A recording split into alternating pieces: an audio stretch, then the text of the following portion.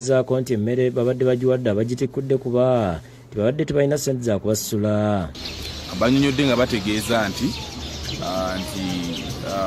Office of the Prime Minister bwe yali eweereza emmere teyaweerezako ssente za kukola ki za kutikkula. Kati olw'okuba nti baali balina okutikkula baakozesa okusooka baddasigekoosi ng'etudde ne bagamba tukoze tutya.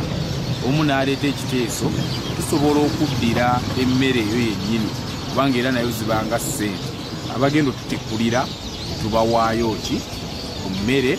Omugizi wa poliisi mu Amala Region Rachel Kawala akasiza nti batandise okunoonyeza ku bakungu bano. Nga kuliko biso w'eggombolola lino, kuliko sub-county chief, nga kuliko ne ssentebe wa Nalutuntu. Era nga bano tubaggyeko statements zaabwe naye nga tukyagenda mu maaso n'okunoonyereza ku nsonga eno.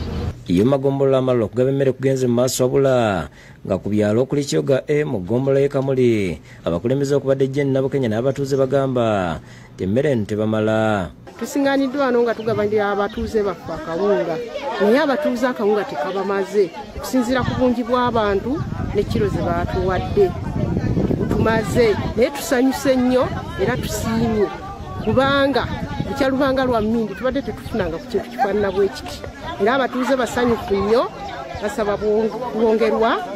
Basimye gavumenti ne basaba eyongere okubadduukirira. Kati akawunga kano kituufu tekamaze abantu bangi naye nga twafunga katonotono kabulako. Luka Kajiri yakusakidde Green ku lwa Bukedde TV.